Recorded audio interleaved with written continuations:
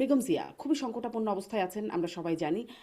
দেখতে পাচ্ছি যে প্রধান উপদেষ্টা গেছেন তাকে দেখতে, তার আগে স্বরাষ্ট্র উপদেষ্টা সহ কয়েকজন উপদেষ্টা গেছেন তার সাথে দেখা করতে, মানে তাকে দেখতে গেছেন, তার শারীরিক অবস্থার খোঁজ খবর নিয়েছেন। জামাতের আমির সহ বিভিন্ন রাজনৈতিক দলের নেতারা গেছেন, ৩ বাহিনীর প্রধান গেছেন।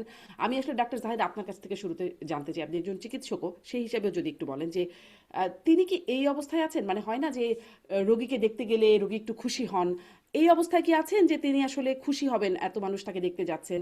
এক, যদি তিনি সেই অবস্থায় থেকে না থাকেন, তাহলে এই ভিড়ভাট্টা তো তার জন্য খুব ভালো কিছু নয় বলেই আমরা জানি। তাহলে দায়িত্বশীল ব্যক্তিরা এত যে ভিড় করে করে যাচ্ছেন, এটি আসলে কেমন হচ্ছে?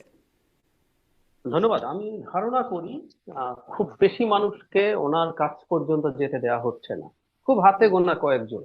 আমি ধারণা করি প্রধান উপদেষ্টা হয়তো একদম কাছে গেছেন, বাকি অনেকেই, ধরুন বিএনপির মহাসচিব, 3 বাহিনীর প্রধান, এর বাইরে বিএনপির অনেক বড় নেতা, স্ট্যান্ডিং কমিটির নেতা, এনারাও কেউ ওখানে ঢুকতে পারছেন বলে আমি মনে করি। এটা মোটামুটি নিশ্চিত থাকতে পারে হুম। না। আপনি যেটা বলছেন যে একেবারেই তাই, বেগম খালেদা জিয়া যে অবস্থায় আছেন, উনি আদৌ মানুষকে চিনতে পারার অবস্থায় আছেন কিনা, না থাকার সম্ভাবনাও বেশি আমি মনে করি। হুম। কারণ ওনার কমপ্লিট বা ফুল লাইফ সাপোর্ট বলছি আমরা অনেকে, এটা কিন্তু একটা ভেগ টার্ম, নানান রকম ভাবে লাইফ সাপোর্ট হতে পারে। ইভেন মেকানিক্যাল ভেন্টিলেশন ও লাইফ সাপোর্টের একটা পার্ট, কিন্তু ওনার এক ধরনের মেকানিক্যাল ভেন্টিলেশন লাগছে বলা হচ্ছে, এটা মোটামুটি নিশ্চিত।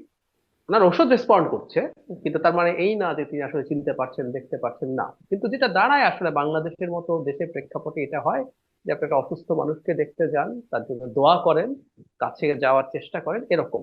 এবং আমি আবারও বলছি যে এটা এই স্কেলে হচ্ছে না, যেটা তার জন্য আসলে ক্ষতিকর হবে। আর যারা গেছেন হাতে গোনা, আবারও বলছি 4-5 জন 6 জন মানুষই হয়তো যেতে পেরেছেন, তারা সেরকম প্রিকশন নিয়ে গেছেন, তারা ওই অ্যাসেপ্টিভ প্রিকশন নিয়ে গেছেন যাতে তারা ফার্দার কোনো ইনফেকশন তার ওখানে কোনো ছড়িয়ে পড়ার সুযোগ নেই।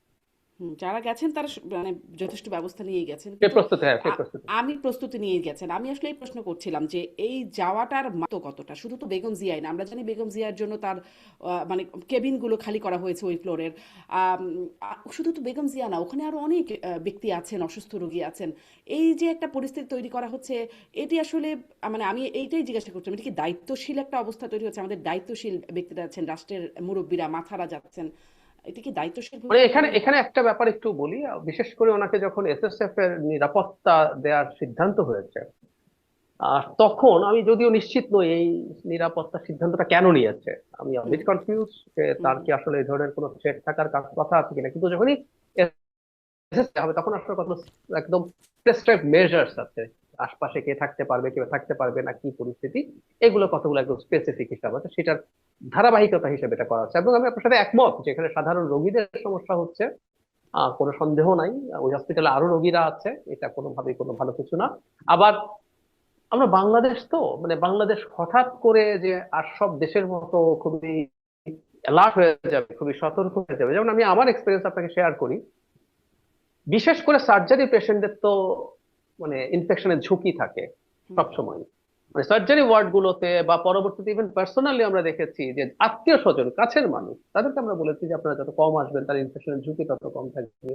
কিন্তু আমরা এগুলো করি এই ধরনের, এটা আমাদের সংস্কৃতির অংশ। অন্যান্য ক্ষেত্রে আমি এটা মনে করি না যে তার কোনো মানে অন্যান্য ক্ষেত্রে যাওয়া জড়িত কারণে মেজর সংকট।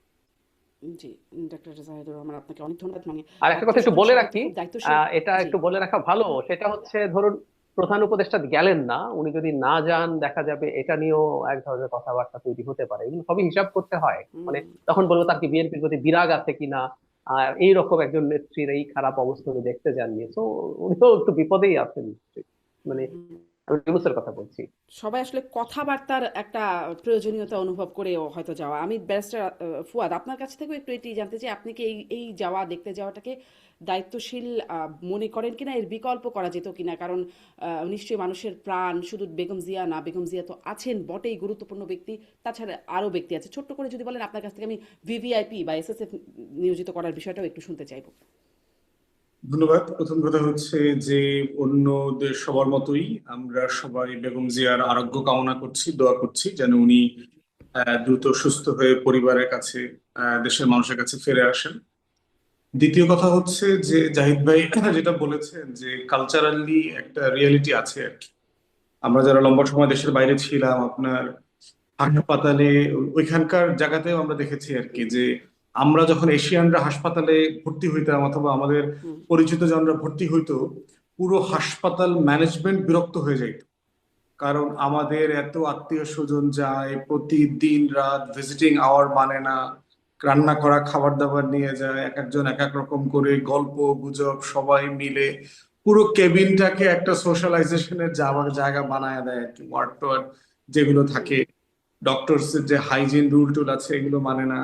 তো ওই ওই রিয়ালিটিতে আসলে তো আমরা বাস করি না আর কি। আমরা, আমাদের একটা কালচারাল ফ্যামিলি ইস্যু আছে। আমি সরকারি হাসপাতালে রান্না করে খাইতেও দেখছি। আপনার ওই যে হিটার নিয়ে আসছে, হিটার নিয়ে এসে বাজারঘাট করে টরে গ্রাম থেকে লোকজন আসছে, সবাই মিলে রান্না বান্না করে খাচ্ছে। জাহিদ ভাই কিন্তু যেহেতু কিন্তু ইনি তো ডাক্তারি বেগম পড়েছে। খালেদা জিয়া, দেখেছি। হ্যাঁ, ব্যারিস্টার ফুয়াদ, যাচ্ছেন তিন বাহিনীর প্রধান, যাচ্ছেন প্রধান উপদেষ্টা ডাক্তার শফিকুর রহমান, তিনি নিজেও ডাক্তার, আরো যারা না হয় ছোট নেতাদের কথা অনেকের কথা বাদই দিলাম, ইনারা যে যাচ্ছেন, আপু আমরা তারা তো দায়িত্বশীল। বাংলাদেশেও যাই, বাংলাদেশে যখন আগুনে পড়ে যায় না, হুম হুম আমরা তখন দলে দলে শত শত বার্ন জি, ইউনিটে গিয়ে একদম। ওই পুরো আধা মরা লাশটা যেটা মোড়ানো থাকে কাগজে ওটা দেখে আসি। এখন আমরা সেই সোনার বাংলায় বাস করি, আমরা সেরকম একটা জাতি। এই জন্য হচ্ছে যে ওই ফেনোমেনাটা তো একটা বিষয় আছে। দ্বিতীয় দেখেন যে আমি নিজে আহ বসুন্ধরা দিয়ে গত কদিন আগে আসছি, একটা টকশো করে ফিরতেছিলাম, তো দেখলাম যে রিক্সাওয়ালা থেকে গাড়িওয়ালারা সবাই খুব বিরক্ত প্রকাশ করছে। এত ক্যামেরা, এত লোক, এত জ্যাম হয়ে গেছে।